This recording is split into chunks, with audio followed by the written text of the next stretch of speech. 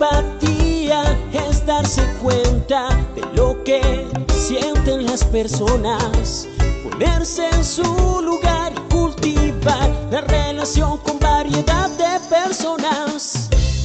Motivación usando nuestras preferencias más profundas para encaminar nuestros objetivos, tomar iniciativas, ser eficaces y perseverar a pesar de contratiempos y frustraciones. Habilidades sociales, emociones con buenas relaciones, interactuar fluidamente con habilidad para persuadir, dirigir, negociar y resolver conflictos, cooperar, trabajo en equipo. Todos tenemos dos mentes,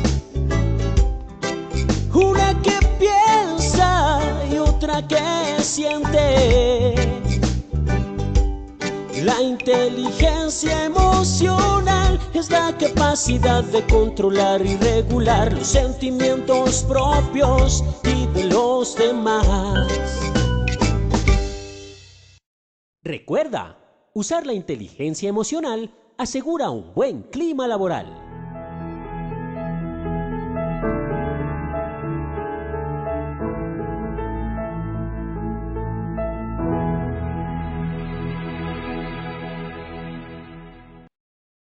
Muy buenas tardes para todos nuestros asistentes. Reciban un cordial saludo desde Positiva Compañía de Seguros y Positiva Educa. Soy Wilmer Carrasquilla y les doy una muy especial bienvenida a nuestra acción educativa de la Comunidad Nacional de Conocimiento en Neuroseguridad aplicada en prevención de riesgos laborales, con la temática titulada Neuroseguridad, Neuroliderazgo, Neuroaprendizaje y Neurocultura, la barrera 4 de la gestión de la seguridad y salud en el trabajo. Una propuesta para el control de accidentes y enfermedades. Damos la bienvenida a nuestro experto de la comunidad, el doctor Efraín Butrón Palacio. Él es médico especialista en medicina del trabajo, médico especialista en gerencia en organizaciones, coach neurocognitivo internacional certificado en neurolingüística, consultor e investigador de las neurociencias cognitivas aplicadas a la seguridad y salud laboral, conferencista nacional e internacional y docente universitario. Doctor Butrón, muy buenas tardes y bienvenido.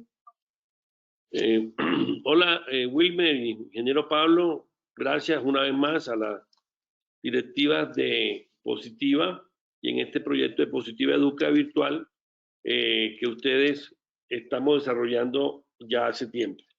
En este orden de ideas vamos a ver la ruta del conocimiento. Ya hoy nos acercamos a la sexta ruta de conocimiento, que es neuroseguridad y neuroliderazgo, que es la barrera número 4, lo que estamos proponiendo nosotros a nivel de Iberoamérica, que es la barrera número 4 en la gestión de la seguridad y salud en el trabajo, que es esta propuesta que trae la neurociencia para el control de los accidentes y enfermedades. Vamos a pasar a ver cómo estamos, una evaluación pre de 3 preguntas básicas de lo que vamos a tratar en el día de hoy. Wilmer, ¿te escucho? Claro que sí, doctor. Muchísimas gracias. Vamos a realizar, como bien dices, nuestro sondeo inicial. Le recordamos a nuestros participantes, realizaremos un sondeo al inicio y otro al final de nuestra acción educativa. El objetivo de este sondeo inicial es saber con qué conocimientos previos llegan nuestros participantes a este evento web. El objetivo del sondeo final es saber con qué conocimientos se retiran de nuestra acción educativa. Vámonos entonces con esta primera pregunta. Las modalidades de comunicación son A, asertiva y verbal, B, coaching y no verbal, C, verbal y no verbal, D, todas las anteriores, E, A y B son ciertas. Vamos a dar 15 segundos para que puedan responder esta primera pregunta. Les recordamos desde su dispositivo móvil o computador aparecerán estas 5 opciones de respuesta para que ustedes seleccionen la que consideren es la correcta.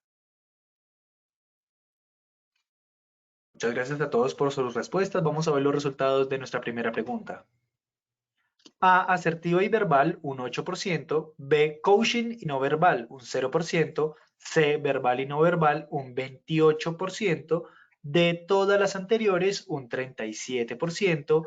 E, A y B son ciertas, un 27% de respuesta.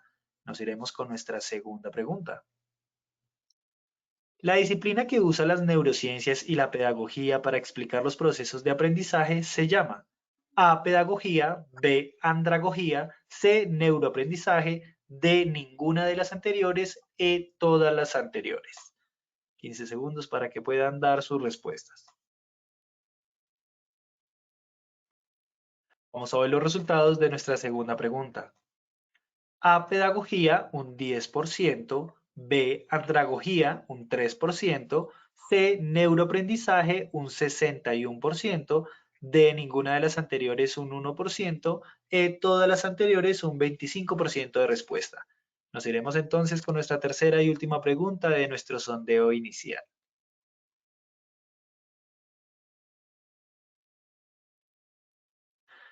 La pirámide de Dale dice que el 95% de personas recuerdan lo aprendido porque lo hacen y sienten. ¿Esto es A, verdadero o B, falso? Vamos con los resultados de nuestra tercera pregunta.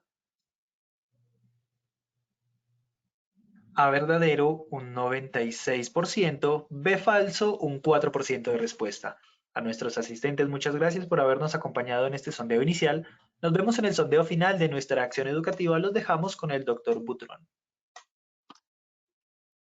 Gracias, Wilmer. Bueno, vamos a comenzar con esta frase que es muy poderosa de Nelson Mandela, donde dice que la educación es el arma más importante y poderosa para cambiar el mundo. Esto es una frase muy diciente, sobre todo en la capacitación, la conferencia pasada, hablamos sobre esta frase un poquito más a fondo.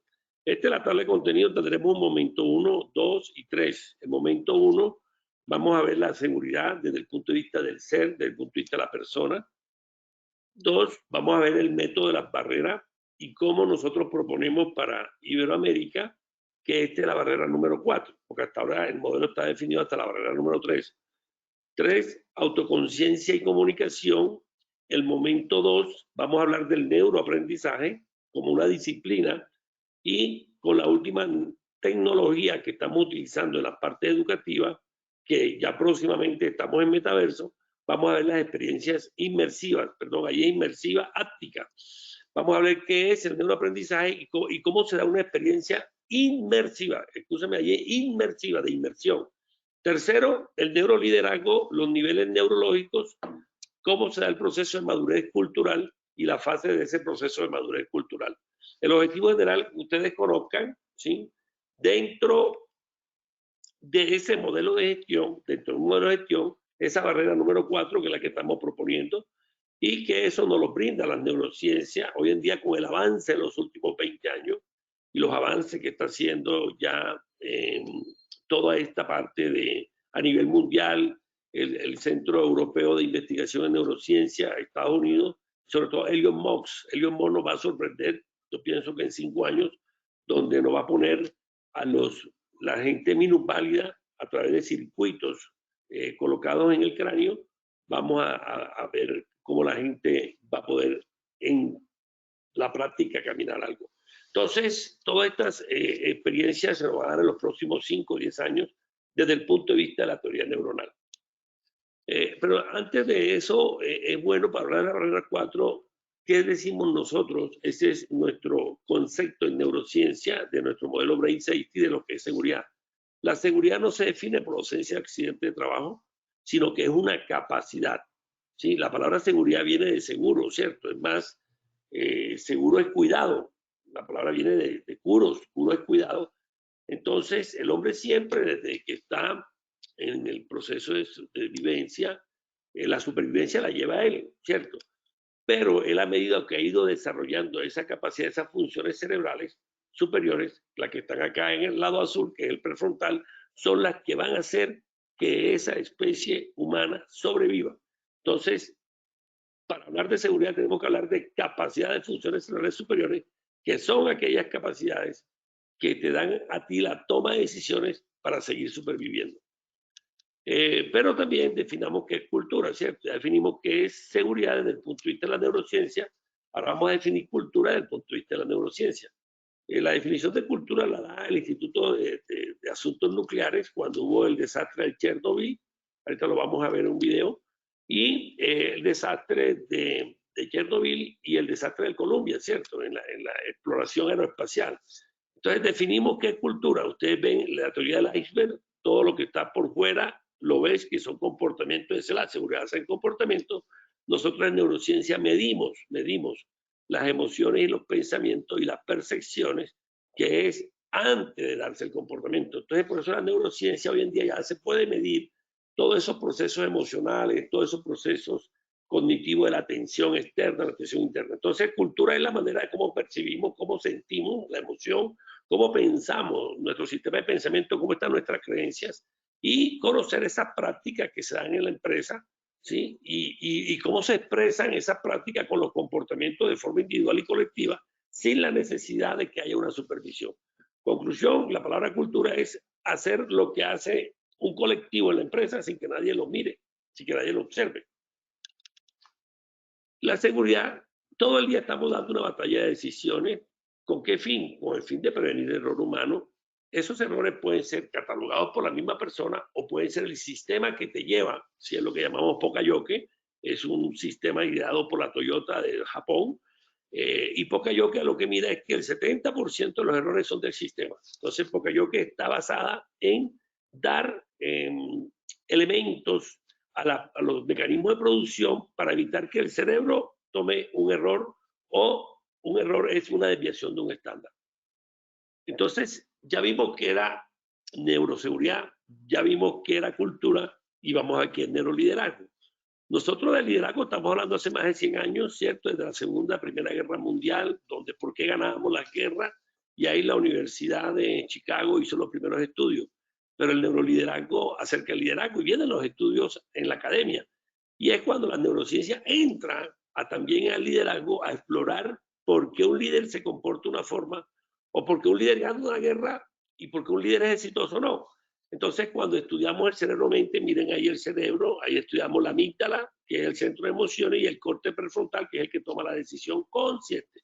Entonces, cuando estudiamos el cerebro-mente y de todos esos procesos neurocognitivos que tenemos en la neurona para tomar decisiones eficaces y creativas con una regulación de la emoción de acuerdo al contexto, y así evitar errores en la consecución de metas. Entonces, fíjense ustedes que el concepto de neuroliderazgo son todos los procesos neurocognitivos para que ese líder tome decisiones y evite el error y llegue a la meta. Eso es lo que es un líder, ¿ok? Y el líder está tomando decisiones. Nosotros tenemos 60.000 pensamientos diarios, donde solamente un 5% son decisiones conscientes. Las demás son decisiones automáticas que todos los días se repiten. Todos los días vamos al baño, nos levantamos, cepillamos los dientes, eso es automático, nos damos la ducha, es automático, nos ponemos las medias, nos ponemos la camisa, cogemos el carro, la moto o el Transmilenio, todo eso lo hacemos en automático. Fíjate que se repite todos los días, ese 95%. Hay un 5% que no se repite, es cuando tomamos conciencia. Entonces, el neurolíder moderno debe estar tomando decisiones. ¿Para qué? Para resolver problemas. Todo problema tiene 10 soluciones, dice la NASA. Entonces, estas decisiones son decisiones que toma el líder, en este caso el neurolíder, con el cerebro en mente, porque él sabe cómo funciona su cerebro, cómo funciona el cerebro de los liderados, de los demás, y adaptado a ese entorno social, motivando. Fíjense que aquí hay una palabra importante, que el líder debe estar motivando. Cuando hablamos de motivando es emoción, influenciando, porque la palabra líder viene de influencia, e inspirando, un líder que inspira, ¿cierto? Entonces, hay 3 palabras básicas de la neurociencia para esa toma de decisiones: es que el líder motiva, influencia e inspira a quién, a los colaboradores, a los liderados, con una regulación emocional para facilitar el cambio, sobre todo en este nuevo orden mundial, un mundo bastante complejo, ¿cierto? Complejo, y un mundo con una nueva generación que se está expresando en las diferentes industrias y donde tienen un concepto diferente a las generaciones anteriores. En este punto, por eso hablo de este orden mundial, y bueno, ahora que está el COVID, que estamos pasando todo este proceso del 2020. Entonces, por eso hablamos de la seguridad con el cerebro en mente. Esta es nuestra propuesta, la barrera número 4, ya que nuestras empresas en el futuro necesitan trabajadores, ojo, creativos. Creativo es dar una idea creativa o una idea innovadora para solucionar los problemas. ¿Cuál es el problema? Los problemas de seguridad que hay en la empresa, los comportamientos que hay en la empresa, los comportamientos riesgosos. Pero también esos líderes tienen que ser empáticos. y el equipo tiene que desarrollar empatía. Yo creo que lo hemos visto ya en la CIR, lo hemos visto en las anteriores conferencias, donde decimos que empatía no es ponerte los zapatos del otro, empatía tiene muchas definiciones. Entonces los líderes tienen que ser empáticos cognitivos, es decir, adaptados al cambio y distintas situaciones que el contexto genera. Esto anterior lo genera un neurolíder que tiene conocimiento, sus procesos cerebrales, sus procesos neurocognitivos, y es cuando decimos un neurolíder con el cerebro en mente. ¿Qué es la motivación? Es un proceso de activación neuronal. Para que haya motivación tiene que haber una activación de neuronas con neuronas. Recuerden que tenemos la unidad funcional neurona, se comunica con otra neurona a través de un circuito eléctrico y un circuito químico de los neurotransmisores. Entonces, en ese proceso de motivación se libera dopamina, un neurotransmisor importante que está en la casuística, la accidentalidad. Entonces, es un proceso de activación que se libera dopamina y dirige nuestro comportamiento y conduce a iniciar una meta o logro. Este proceso se debe a un estímulo que bien puede ser ese estímulo bien interno o un estímulo externo, que me va a llevar a motivarme para desarrollar y llegar a esa meta o ese logro. Por favor, vamos a poner el video, ingeniero. Vamos a ver un video sobre un accidente. Bueno, ustedes conocen el accidente, lo que conocen la misión aeroespacial de los diferentes Apolos, donde el hombre quería ir al espacio y hubo un accidente donde murieron 9 astronautas. Es más, murió la primera civil que viajaba al espacio en Estados Unidos. Vamos a ver este video. Ese video es el desastre del Challenger, que era una misión aeroespacial, iba una civil, la profesora que ustedes ven ahí. Los 7 murieron y la comisión Roger logra, más en esa comisión, que era una comisión técnica, y logra meter a los astronautas que llegaron a la Luna, Armstrong y el otro, para tener más fundamento técnico, y demuestra que el problema del accidente fue de cultura de la NASA. Entonces, fíjense ustedes cómo el proceso de cultura empezó a partir de ahí a definirse cultura del Instituto de Asuntos Nucleares, porque ese desastre más el Chernobyl teníamos que definir qué es cultura. Entonces, para que vean ustedes cómo empieza la definición de cultura cuando en la NASA decide adentrar en los comportamientos culturales de toda la organización. Este es el modelo de barreras. Primero es una barrera física, que son los equipos, las máquinas. Segundo, una barrera sistemática, que son las buenas prácticas, ¿cierto? La expresión de prácticas que tienen las personas. Y tercero, es una barrera de la persona, que es en este caso el comportamiento. Pero yo se lo mostré ahora en la definición de cultura, que cultura son expresiones de comportamiento, pero eso es lo que llamamos seguridad basada en el comportamiento. Pero nosotros nos comportamos, observamos, miramos y tenemos muchas técnicas de Estados Unidos y muchas herramientas de observación de comportamiento y de seguridad basada en comportamiento en Europa, que son modelos que nos traen eso.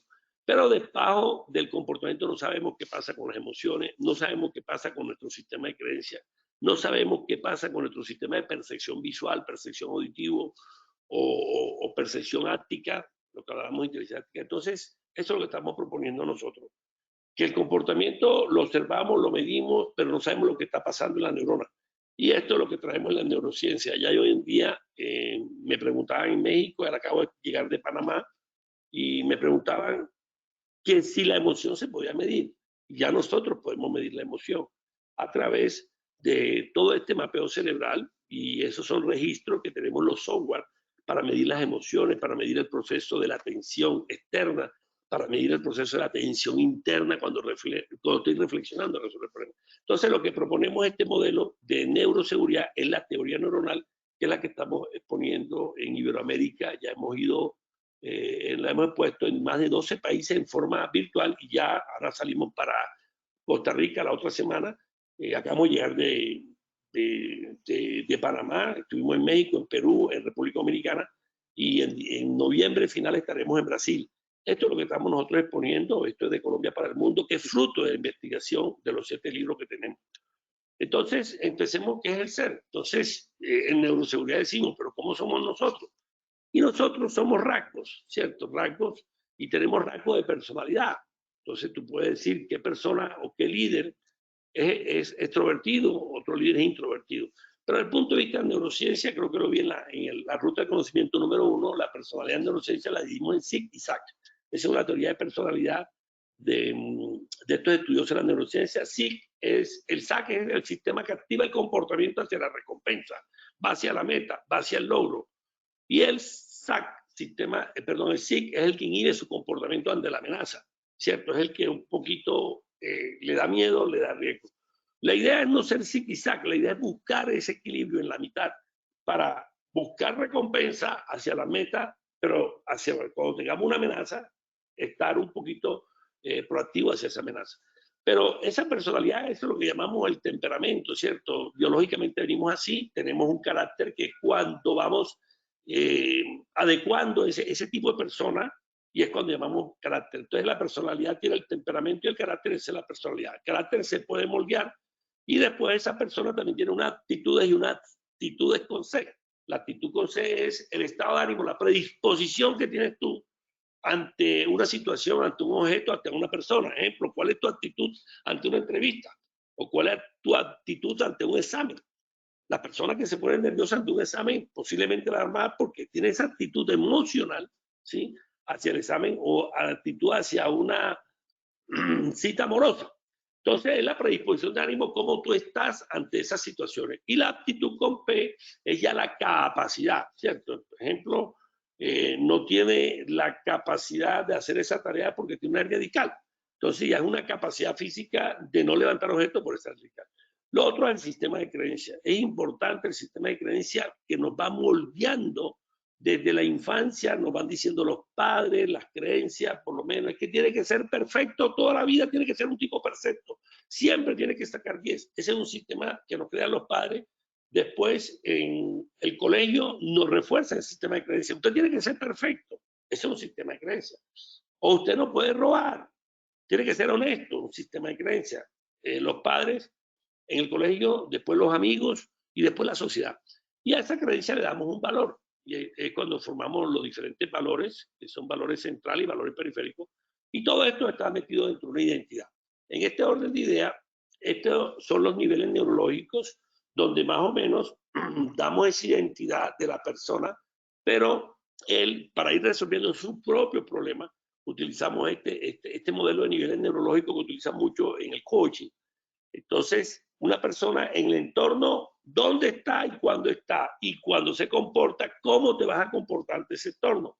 En ese comportamiento que está en un nivel inferior, tenemos unas capacidades y de esas capacidades tenemos un sistema de creencias y a esos sistemas de creencias le damos un valor que está en la zona medial del cerebro. Está el sistema de valores, que es el que las creencias son las que nos conducen a comportarnos. Yo digo, soy honesto, no puedo robar, ¿cierto? Entonces, ese nivel de creencia le doy un valor y está el valor de la honestidad. Y lo último es la parte de la identidad. Entonces, fíjense ustedes cómo vamos nosotros cambiando con un cambio terapéutico generativo y un cambio evolutivo. Esos son los procesos de cambio que lo utilizamos en estos niveles neurológicos para llegar a ese proceso de identidad, que es la misión para la cual tú viniste a este mundo y vas trazando los objetivos, vas trazando las metas. ¿Cómo estamos? ¿Cómo estamos? Entonces, el cómo estamos es un estado de esa persona en el momento de una tarea crítica y ese estado condiciona, ¿sí? Es el estado que condiciona básicamente a esa persona a estar ante una tarea, llámese altura, llámese espacio confinado crítica, ¿sí? Entonces, ¿qué va a ejercer en ese estado? Las competencias de ese líder, ¿sí? La competencia del líder es lo que va a ejercer esa persona. Pero ya entonces hablamos de un estado, ¿ok? Entonces, el cómo somos, me gusta este modelo que es de Bessinger. Bessinger, la abuelita de Bessinger, que es una investigadora de Estados Unidos, ella era del equipo de investigación de Carl Jung. Carl Jung es un famoso psiquiatra de hace muchos años, donde él nos habla de los modelos de pensar o de los modelos de dominancia. Y la abuelita de Bessinger y Bessinger trajeron este modelo, también ha sido estudiado por Herman, también en múltiples empresas. Y es un modelo que me gusta porque son las 4 dominancias del cerebro. Ahí ven ustedes el cerebro, la parte hacia arriba, en la parte de corteza, la parte hacia atrás, en la parte límbica, ¿cierto? Entonces, cuando nosotros tenemos una persona que decimos, su modo de pensar es un modo de pensar lógico, queremos decir que esa persona, su modo de pensar o su forma de presentarse ante la situación de personas, ante los liderados, ante su jefe, es que es una persona lógica, analítica, basada en hechos cuantitativos. O sea, podemos decir que es un frontal izquierdo. Si es un frontal derecho, resulta que esa persona es más intuitiva, más emocional, pero esa persona sabe integrar la solución a los problemas y sabe sintetizar el problema para buscar una solución. Por eso esas personas son muy innovadoras, mucho creativas y son holísticas. Pero si somos el verde, en este caso amarillo, el que integra, el que da ideas innovadoras, el verde es un basal izquierdo. Sigue siendo el izquierdo. El izquierdo, recuerden que el hemisferio izquierdo es más lo de Einstein, el hemisferio derecho, creo que se lo mostré en la clase pasada, conferencia pasada, es más de Salvador Dalí, de las artes, de la ciencia. Pero el basal izquierdo es organizado, es secuencial, es un gran planificador. Esos son en los equipos, cuando nosotros utilizamos equipos, tratamos de buscar siempre, siempre en la gerencia de proyectos un basal izquierdo, porque ellos son organizados, secuenciales, planificador y muy de procedimiento. Y el basal derecho es sí ya el emocional, ¿cierto? Esa persona que tú la ves que saluda, que lidera el grupo, cuando estuvimos en el bachillerato, son esas personas que estaban manipulando a todas las personas, influenciando, liderando, inspirando, y son muy emocionales, muy emocionales. Es más, tienen una empatía muy afectiva, se pone a llorar con la gente, etc. En ese orden de idea, tenemos esta parte. En cuanto estamos en cómo somos, ¿cierto? ¿Cómo somos? ¿Cómo soy? Entonces, yo o soy basal izquierdo, o soy basal derecho, o soy frontal izquierdo, o soy frontal derecho. O sea, yo tengo una predominancia de ese cuadrante, de esa dominancia. No quiere decir que no tenga las otras, sí la puedo tener, pero hay una que prima sobre las otras. Ejemplo, si yo hago un análisis, yo voy a decir, tú el 90% eres lógico matemático y generalmente es un ingeniero. Pero si yo diría, tú el 90% eres muy emocional, pero eres muy intuitivo. Entonces ahí podría estar buscando a alguien como un pintor, ¿cierto? Que crea mucho y desarrolla mucha creatividad. Bien, eso en cuanto al modelo de dominancia. Pero hay este modelo que se llaman impulsores de personalidad, que me gusta, esto es de Eric Berne, que se llaman los análisis transaccionales. Por cierto, tenía un gran amigo que fue uno de los impulsores de la seguridad y salud a nivel latinoamericano, el doctor Aguilar, y él me hablaba hace muchos años, por allá en 1990, me hablaba, Efraín, tenemos que utilizar el análisis transaccional. Él estaba desarrollando unas investigaciones, desafortunadamente murió, quedó ese libro, sacó un librito donde habla de los análisis transaccionales a médicos y de una importante empresa en Medellín. Entonces, retomo eso porque para nosotros es importante el sistema de creencias.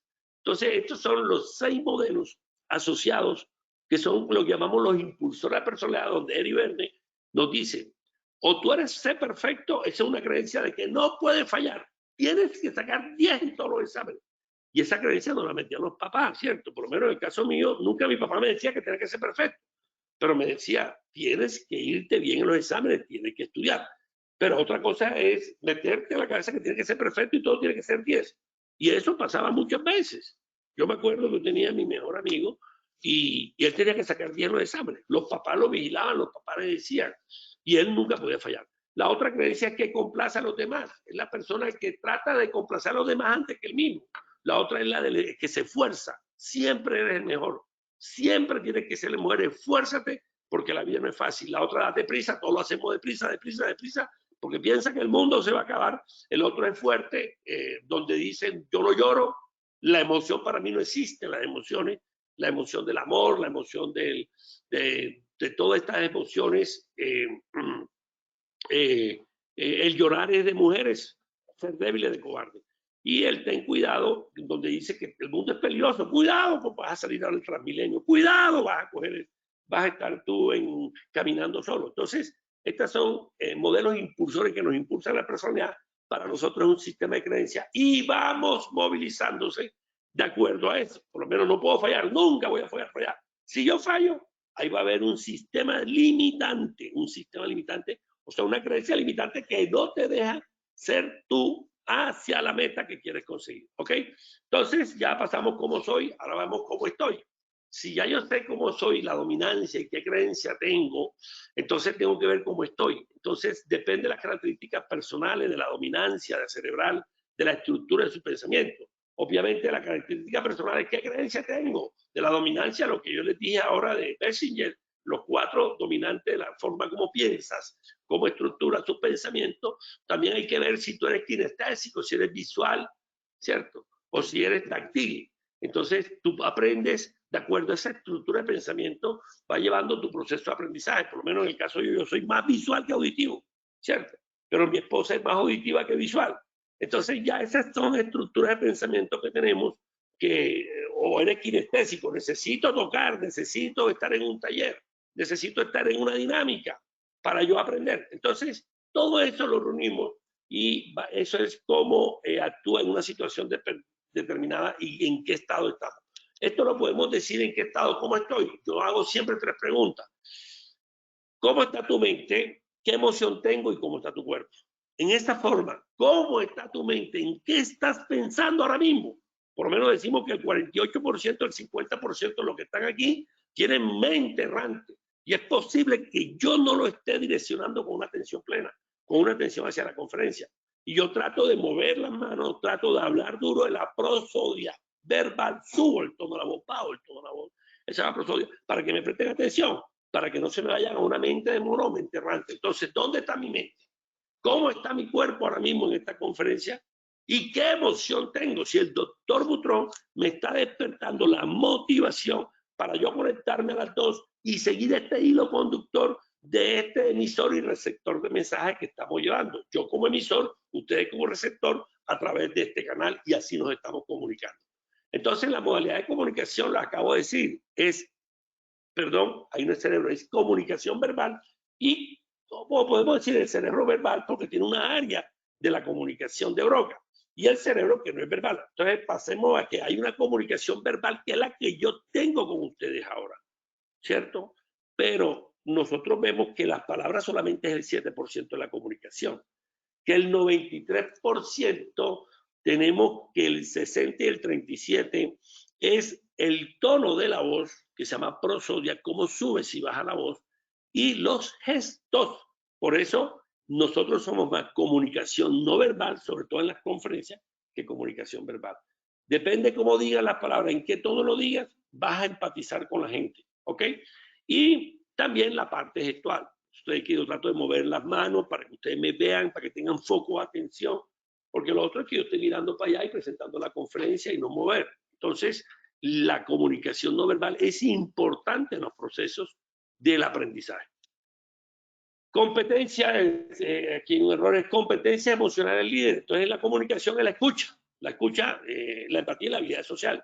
Pero por eso dice una frase que Dios nos dio 2 orejas y una lengua. 2 orejas para escuchar. Nosotros vemos el 80% de nuestros procesos con los liderados de escuchar, 70-80% de ser escuchar. Y es lo que llamamos la escuchatoria, ¿cierto?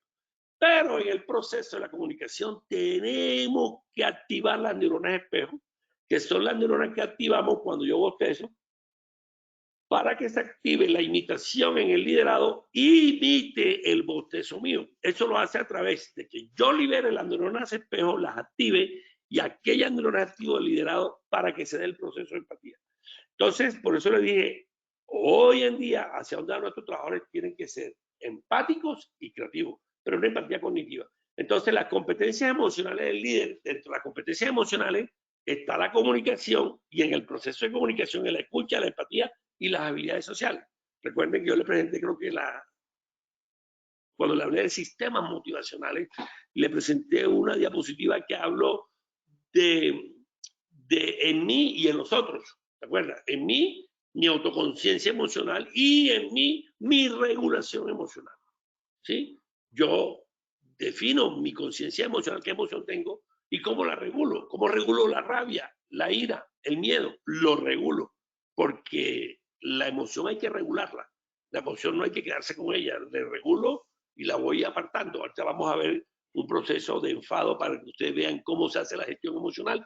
Pero en las habilidades sociales es en el otro, son los otros. Es cuando yo a las personas hago el liderazgo del trabajo en equipo. Importante el trabajo en equipo. Y hago la parte correspondiente a empatizar con ese equipo, ¿cierto? Entonces, en las habilidades sociales está el liderazgo, el trabajo en grupo, cómo solucionamos problemas. Para eso hay herramientas.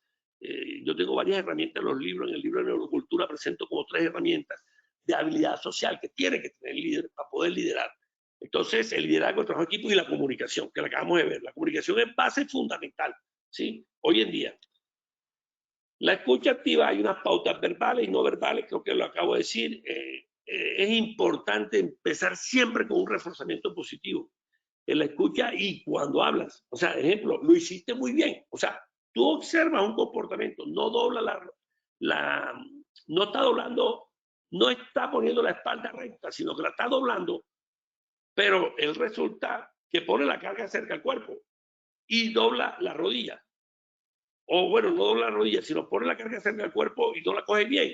Pero tú tienes que empezar a un comportamiento riesgoso, porque la carga la tiene fuera del cuerpo. Entonces, pero él está haciendo bien, perdón, en este caso está haciendo bien porque tiene la carga cerca del cuerpo, pero la columna está doblada. Entonces tengo que decir, qué bien lo hace, tienes carga cerca del cuerpo, coges toda la carga con todas las manos, pero tienes un problema. ¿Qué está pasando? Que veo que está doblando la columna. Entonces, es importante en esta parte de la escucha y la pauta verbal siempre empezar con un refuerzo positivo. Lo hacen muy bien, cargas en el cuerpo, pero ¿qué está pasando? Siento que tu columna se puede maltratar porque está doblada. En fin, en la pauta verbal lo que hace el líder es resumir y hacer preguntas poderosas. Las preguntas es importante, hay varios tipos de preguntas, por eso en el neurocognitivo coaching nosotros hacemos preguntas de reflexión, preguntas de orientación, preguntas positivas, preguntas, porque hay que saber preguntar. Ese es fruto de otra conferencia. Y la pauta no verbal es el contacto visual. Hay que ver cuando tú estás hablando con una persona que no te está mirando, ¿cierto? Y eso me pasa a veces con mi esposa, le digo, oye, pero ven acá, por favor, deja el celular y ponme atención. Entonces, porque el contacto visual es importante, ¿cierto? Aparte, la sonrisa y aparte la postura que tú tengas en la solución del problema con los liderados. Tú tienes que tener una postura, pero si tú tienes una postura encorvada o una postura con la cabeza hacia abajo, o sea, es una postura que a ti te dice, esa persona no está en el medio de la conversación, no está en medio de la herramienta de la solución del problema, de la lluvia de ideas. Importante la parte de la distracción, ¿cierto? La distracción es uno de los fenómenos que ocurre mucho en las empresas, que genera poco rendimiento, porque siempre hay la persona que te distrae, o que es un distractor externo, o un distractor externo puede ser el ruido. Listo. Entonces, desde el punto de vista, estas son las pautas verbales para el proceso de comunicación. Entonces, hoy en día sabemos que el proceso de comunicación juega una parte importante dentro del neuroliderazgo y dentro de la neuroseguridad. ¿Ok? O sea, ¿cómo vamos a hablar? ¿Cómo vamos a hacer la pauta verbal y la pauta no verbal? Eso para que ustedes vean la fase del cambio. Nosotros estuvimos hablando en la conferencia pasada del cambio, como el cambio, y hablábamos de unas ecuaciones del cambio, ¿cierto? Y hablábamos de la mejor versión, la teoría de la mejor versión. Pero entonces el cambio, ¿cómo lo miramos? Vamos a ver el cambio cuando vimos el COVID. Cuando vimos el COVID, se nos vino el COVID en el 2020, por lo menos en Colombia, el primer caso llegó el 6 de marzo, por cierto, porque yo estaba en España, presentando esto precisamente y allá casi nos coge el COVID y yo vine el 7 de marzo, el 6 llegó la niña que llegó de Italia, Madrid y llegó y cuando nos llegó el COVID y nosotros sabíamos lo que estaba pasando en Italia porque nosotros veníamos de allá, yo venía de España y no pude ir a Italia porque la gente estaba muriendo, era toda una aventura, ¿cierto? Y los españoles nos veían a nosotros con la mascarilla porque los familiares de Italia nos decían no vengan acá que la caja se está muriendo en el norte de Italia. Entonces ese cambio que vivió el COVID, inicialmente negaba, la gente negaba que había un virus, la gente negaba, pero después cuando empezó a morirse los amigos, por lo menos en el caso nuestro, murieron 14 amigos médicos, más mi mejor amigo, más mi consuegro, ya yo tenía miedo. Sí, inicialmente había una negación, no, eso pasa, eso es una gripe estacionaria y no creo que sea mucho, pero la gente cuando vio el cambio, hasta el momento en que se le murió el papá o la mamá porque eran diabéticos, ya cogió miedo. Y entonces hicimos un proceso, una travesía por todo ese desierto a ver qué laboratorio sacaba la vacuna. Recuerden que esta vez estaban todos los protocolos de bioseguridad y después qué laboratorios, porque era lo último, porque teníamos todos los protocolos. Ese cambio que fuimos viendo con ese desarrollo del COVID en estos 2020, 2021, 2022, hasta llegar a crear el nuevo hábito. Y el nuevo hábito, por eso fue que cuando me preguntan qué nos trajo el COVID nos trajo mucha percepción del riesgo. O sea, vimos que ya la gente utilizaba su tapaboca y todavía lo utiliza en los diferentes buses, en las diferentes instituciones, porque la gente creó un hábito nuevo, y ese fue el proceso de cambio hasta crear la nueva realidad, el nuevo hábito de lavarse la mano constantemente, de usar la mascarilla respiratoria y la distancia. Entonces, fíjense, es como fuimos mirando esa fase de cambio hasta que llegamos al fin de la aventura y nos pusimos la vacuna. Entonces nos pusimos la vacuna, la Organización Mundial de la Salud dijo, se fue el COVID y se fue el COVID. Hoy actualmente, bueno, hay otras cepas que están aquí, pero obviamente no están los niveles de mortalidad que tuvimos. Entonces, es para crear los procesos de cambio. Entonces, las condiciones para cambiar la mentalidad son 4. Lo importante es que el cerebro debe percibir el cambio como positivo. Si el cerebro percibe el cambio que es negativo, no cambia. Segundo, reconocer el sistema de recompensa. Siempre tenemos que tener un sistema de recompensa. Por eso usted tiene que empezar primero reconociendo lo bueno y después para cambiar el comportamiento. Entonces, ¿por qué? Porque el cerebro siempre va a buscar la toma de decisión hacia la recompensa positiva, hacia la recompensa agradable. ¿Sí? Y debe estar sintonizado con el nuevo comportamiento. Tercero, los miembros del equipo deben tener habilidades para hacer lo que se requiere. Dentro de esta habilidad hablamos de habilidades duras, que es el conocimiento. Por ejemplo, trabajar en altura. Tú tienes tu habilidad dura, que recibiste el curso, recibiste todo el reentrenamiento, las 20 horas, las 50 horas, tienes las habilidades técnicas, pero te faltan las habilidades blandas, que es todos estos procesos, el proceso de atención, el proceso de toma de decisiones, el proceso de regulación de la emoción del miedo, o cualquier emoción que esté en el estado que esté. Y cuarto, deben ver a las personas que respetan modelando activamente. Por eso es que el líder tiene que modelar y él tiene que inspirar y tiene que influenciar. La palabra líder viene de influenciador. Entonces, si tú no usas la mascarilla respiratoria, entonces ¿cómo vas a llegar tú a decir que el COVID, que está ocasionando tantas muertes si no utilizas la mascarilla o no utilizas el casco? Y entonces estás diciendo, entonces, esas son las 4 condiciones para cambiar la mentalidad y llegar al cambio. Modelando el camino, entonces los neurolíderes adoptan el coaching. El coaching es una herramienta, bueno, muy discutida por los psicólogos y eso, pero definitivamente esto da resultados. O sea, y sobre todo el coaching neurocognitivo, porque el coaching neurocognitivo nosotros podemos medir. O sea, es el único coaching que podemos medir el cerebro, el antes y el después, ¿cierto? Si yo mido el cerebro, ¿cómo está tu nivel de atención? Que de 1 a 10 está en 2. Y después, ¿cómo lo llevo en ese proceso? El coaching neurocognitivo y el nivel de atención subía a 8. Ahí hay un cambio. Entonces, esa es la ventaja que tiene el coaching neurocognitivo, que nosotros medimos el cerebro. Y al medir el cerebro vemos el antes y el después en atención, en memoria, en toma de decisiones. Entonces, estos neurolíderes se muestran más afectivos, los que llevan este coaching neurocognitivo, que los modelos tradicionales. ¿Cuál es el modelo jerárquico? Yo soy el jefe, yo soy el que impongo aquí los procedimientos. Y el procedimiento es 1, 2 y 3, y por favor sigan esta orden. Es un modelo jerárquico descendente que no ha dado resultados. Hace muchos años no ha dado resultados. Para cambiar los comportamientos de la organización y donde dice a la persona lo que tiene que hacer. En cambio, el coaching, el neurocognitivo coaching, se basa en cómo funciona el cerebro, qué hace el prefrontal, qué hace la amígdala, qué hace el hipocampo, qué hacen los ganglios basales, y se le entrega a la persona, al líder, para que sepa cómo son sus procesos neurocognitivos, cómo está su cerebro, cómo es su cerebro, para llegar a su propio punto de vista y establecer nuevas conexiones neuronales. Para transformar, la neurona tiene que transformarse. Por eso cuando los ingenieros hablan, ahora estuvimos en Panamá, y el congreso era de liderazgo, y hablaban mucho del liderazgo, y hablaban del liderazgo transformador de Bosch y de toda esta gente. La Universidad de Chicago ha hecho muchos estudios en liderazgo, pero cuando hablamos de liderazgo transformador, la palabra transformador lo dice, transforma. ¿Qué transforma? La neurona. Entonces yo le decía a los ingenieros, cuando el liderazgo es transformador, ahí transforma, la neurona cambia. Porque si no cambia la neurona, no hay cambio en el cerebro y no hay cambio en los procesos de comportamiento que nosotros queremos. Entonces, para desarrollar el nuevo hábito de poner la espalda recta, tiene que haber un cambio neuronal. Y ese cambio neuronal te lleva al nuevo hábito a través de los procesos o de las herramientas que tiene el neurolíder.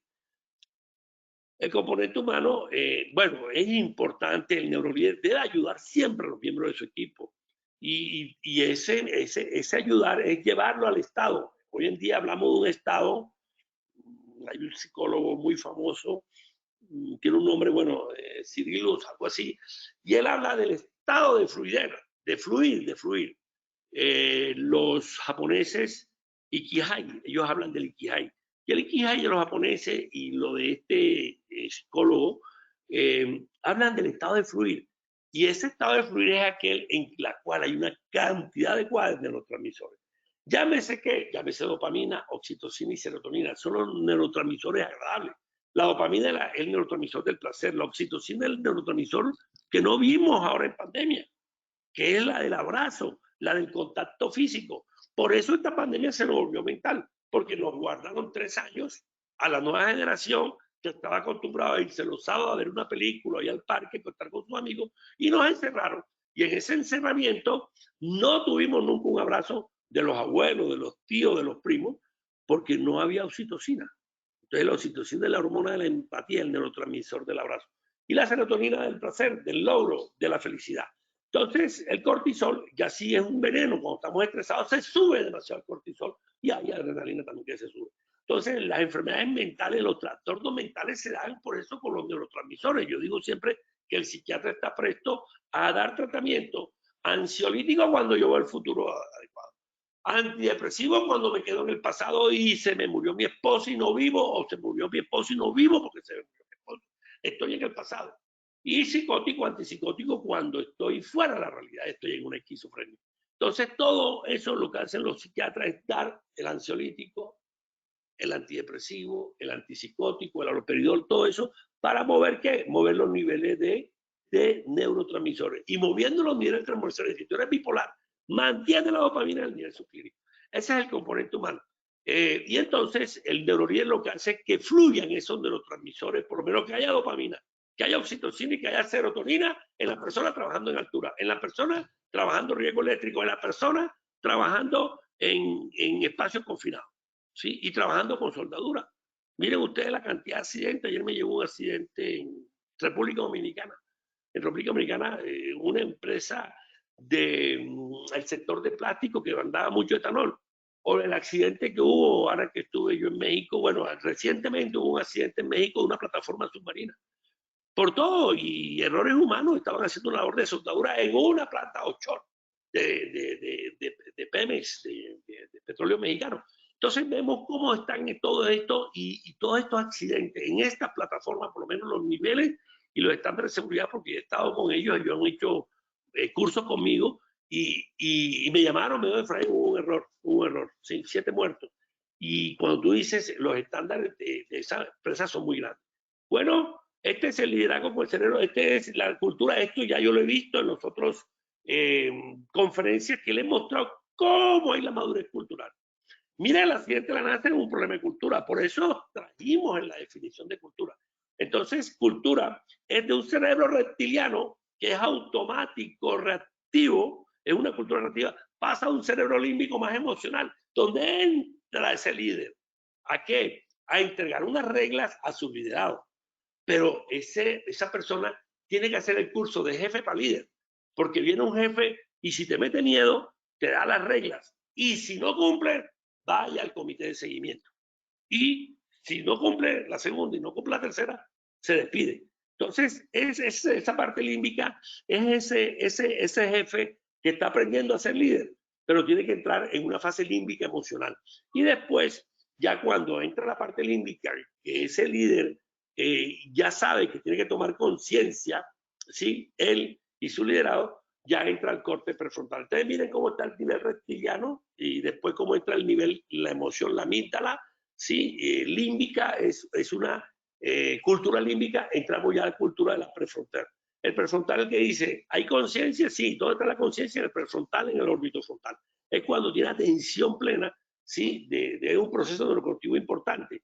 Cuando controlamos las emociones y manejamos el SCARF, que es el estatus, la certeza, la autonomía que hemos visto en la conferencia pasada.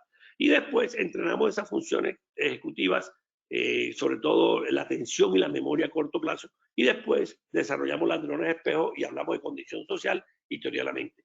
Todo este proceso es lo que nosotros llamamos la cuarta barrera neuronal, la teoría neuronal. ¿Cómo vamos madurando la neurona? De una neurona reptiliana a una neurona límbica y a una neurona de la corteza prefrontal. Ese tipo de neurona es la que nosotros tenemos que entrenar para después llegar a las neuronas de la condición social o de la teoría de la mente. Bien, el neuroaprendizaje es una disciplina que combina la neurociencia con la pedagogía. Entonces, la neurociencia en la Universidad de Harvard se están haciendo las últimas investigaciones. ¿Cómo aprenden los estudiantes de Harvard? Entonces, es importante que yo puedo medir ahora mismo el cerebro de ustedes si me están prestando atención o no, si están emocionados o no con mi conferencia, si están reflexionando, si les pongo un taller ahora y les pongo una pregunta, empiezan a reflexionar y a solucionar el problema. Entonces, ya la Universidad de Harvard, que es la que lleva aquí en Colombia, se están haciendo muchos estudios en los colegios bilingües sobre poner el registro eléctrico para ver si el profesor desarrolla la curiosidad y desarrolla admiración por sus estudiantes, y todo eso lo vemos en el cerebro. Ahí está el cerebro, miren, el cerebro vemos la emoción, vemos la acción, vemos la cognición, vemos los procesos de atención, los procesos de emoción, y vemos el arousal cómo aumenta, ¿ok? Entonces, ¿cómo funciona el cerebro? Esto ya lo he dicho en la conferencia pasada. Lo que hay es una formación de sinapsis para que se dé una carga cognitiva. Si no hay sinapsis, no hay formación de aprendizaje, no hay carga cognitiva. Eso lo descubrió Eric Kandel, lo dije en la conferencia pasada. Y entonces hay una interacción de un neurotransmisor que está entrando de una neurona hacia otra, la pasa a través de la hendidura sináptica. Y así cambia la neurona, cambia el núcleo de la neurona, porque entra la dopamina y genera unos procesos biológicos y moleculares. Esto lo presenté, el 30% es un problema de conocimiento y habilidad, es un problema de memoria emocional. Hoy en día por eso utilizamos mucho el proceso de neuroaprendizaje con simulación virtual. Creo que la próxima conferencia es la número 4, 5, 6, la número 7. Vamos a presentar todo lo que tenemos en simulación virtual, todo lo que tenemos en metaverso, todo lo que estamos haciendo en realidad virtual. Porque el Seguro Social en Colombia, ¿desde cuándo está constituido? En 1945. Y el Seguro de Accidente de Trabajo en 1960, por allá. O sea, el Seguro Social, que antes de la Ley 100 era el que existía, ellos desarrollaron una cantidad de herramientas, pero se sigue la gente, en el 2023, la gente se sigue muriendo en accidente de trabajo. Entonces, si el Seguro Social del 60 tiene el Seguro de Accidente de Trabajo, hicieron ante la Ley 100, yo me acuerdo que hubo un convenio con España, vino toda la gente, los ingenieros. Entonces la pregunta es, ¿por qué la gente, y esa es la pregunta que me dice, si hemos entrenado, hemos puesto guarda, ¿por qué la gente se sigue accidentando? Y se sigue accidentando porque no llevamos estos procesos o estas etapas. Y esas etapas, etapa 1, esa se la presenté en la conferencia número 3, 4, la etapa 1, la etapa 2, la etapa 3, la etapa 4, la etapa 5, para que no tengamos los enemigos, que es el aburrimiento, te aburres en una clase de altura, de confinado, o de brigada de emergencia, o de evacuación, como evacuamos, y nos aburrimos y empezamos a bostezar, porque este facilitador no ha generado la curiosidad, la admiración, la seguridad y la alegría que tiene que generar. En la próxima clase, por favor, los invito para que ustedes vean cómo vamos a simular y cómo llevamos todo, estamos llevando ese proceso de metaverso.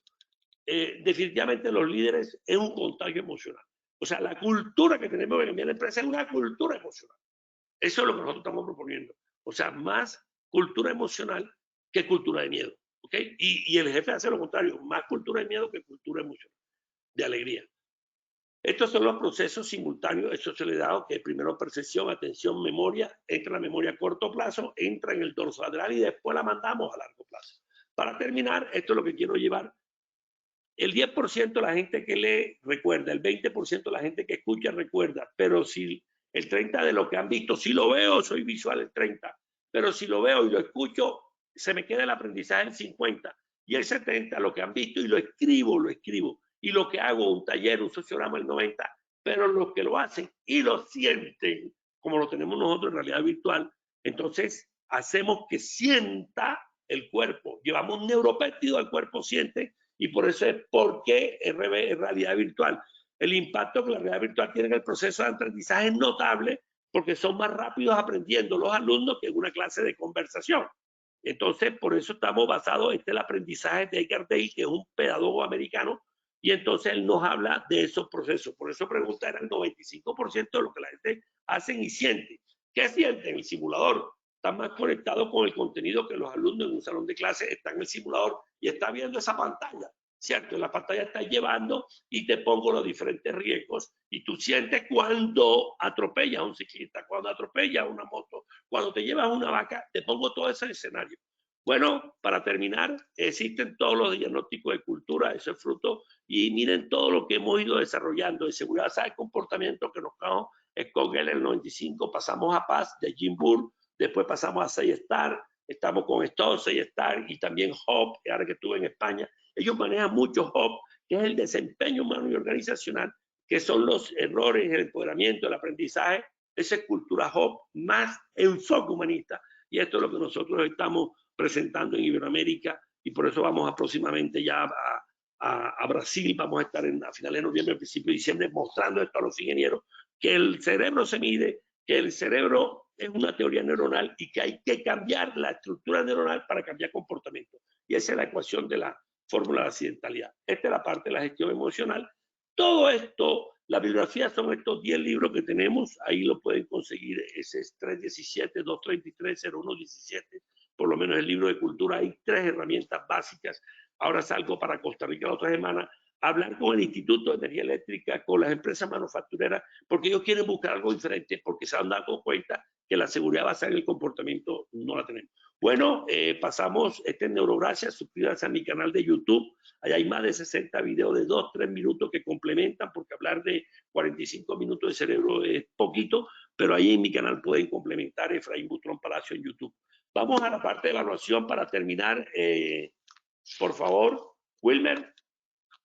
Claro que sí, doctor Butrón, muchísimas gracias por tu intervención y por esta información tan valiosa que acabas de brindarnos a tu comunidad. Vamos entonces con esta primera pregunta de nuestro sondeo final.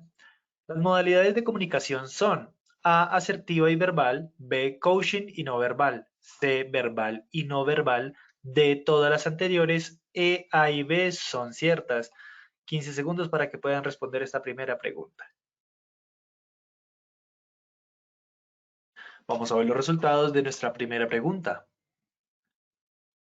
A, asertiva y verbal, un 6%, B, coaching y no verbal, un 3%, C, verbal y no verbal, un 34%, D, todas las anteriores, un 42%, E, A y B son ciertas, un 15% de respuesta. Doctor, cuéntanos qué tal nos fue en esta primera pregunta. Y aumentamos el objetivo de 28%, pasamos a un 34%. Es verbal y no verbal. Siguiente, segunda pregunta. Wilmer.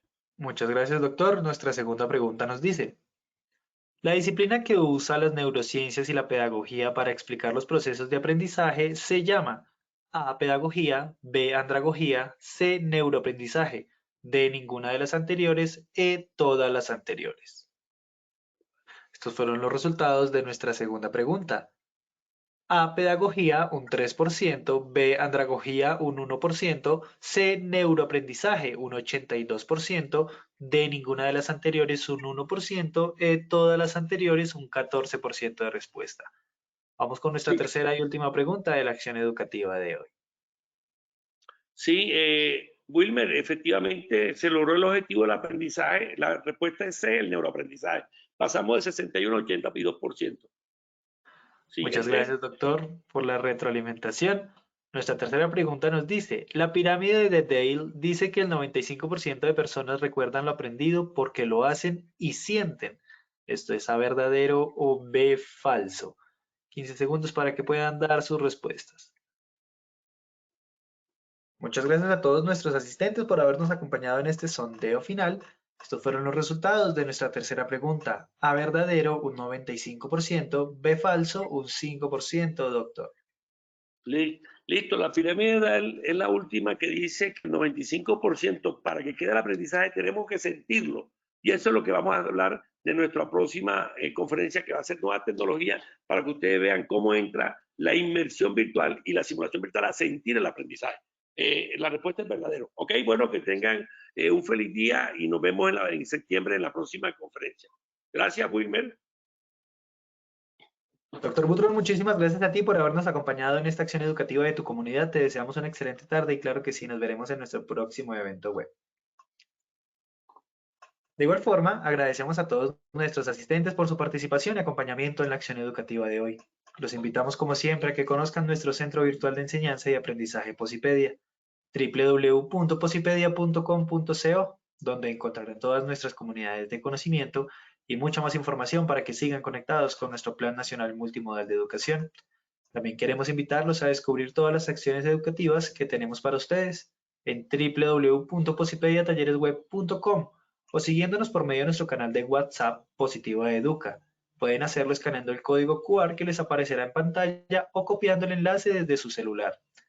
Recuerden que el certificado de este evento web se generará para todos nuestros afiliados de 1 a 8 días hábiles después de terminada la acción educativa y podrán acceder a él por medio de nuestro portal Posipedia en la sección Edúcate.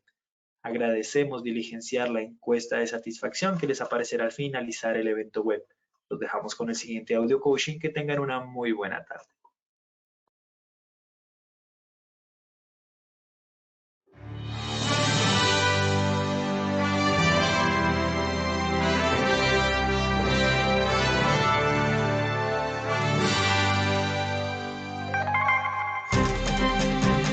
Bienvenidos.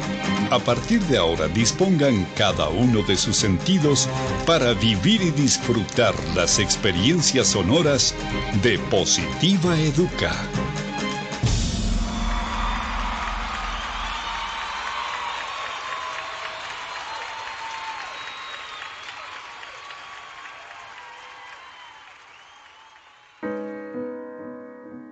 No sabes cuántos caminos tuve que recorrer y cuántos obstáculos debí superar para llegar hasta aquí y lograr ser parte de ti y que tú seas parte de mí. Muchos días de búsqueda, cansancio, desánimo, estrés, incluso lágrimas y hasta pérdida de la fe. Pero como en todo, siempre al final llega la recompensa. Aquí estoy ahora contigo y me siento tan feliz de que seamos uno solo. Prometo esforzarme para superar todas las expectativas de quienes me dieron la oportunidad de estar a tu lado. Para mí no bastará hacer lo máximo para mantenerte a mi lado siempre, porque estoy consciente de que si no soy yo quien cumple hasta la meta, habrá alguien mucho más interesado por estar contigo. Daré todo lo que esté a mi alcance para conocer y hacer del lugar donde compartimos los dos el mejor de los lugares. Me esforzaré por conocer cada vez más de ti y pondré todo de mi parte para que juntos podamos crecer, para que aquellos que me trajeron a ti se sientan a gusto de vernos juntos. Prometo estar pendiente de lo que necesites para hacerlo siempre a tiempo y así ser con quien puedas contar hasta el final. En lo posible, estaré atento de aprender más y más de ti. Haré por conocerte de la mejor manera, por si algún día necesitamos caminar juntos para llegar más arriba. En cuanto me sea posible, no pondré condiciones para pasar más tiempo contigo y ayudarte a solucionar algún impasse imprevisto. Seré amigo de aquellos que quieren lo mejor para ti, de tus mejores amigos y de quienes te rodean con buenas intenciones, para que juntos logremos las mejores cosas. Estoy orgulloso de ti, por todo lo que representas en mí y para mí. Mi familia también está feliz de que esté contigo. En cualquier lugar donde vaya o esté, hablaré de ti y de todas las cosas bonitas que aportas a mi vida. Créeme que trataré de ser lo mejor para los dos. No prometo dejar de cometer errores porque sé que de alguna manera sucederá. Sin embargo, quiero que tengas la certeza de que buscaré la excelencia de tu mano, pase lo que pase.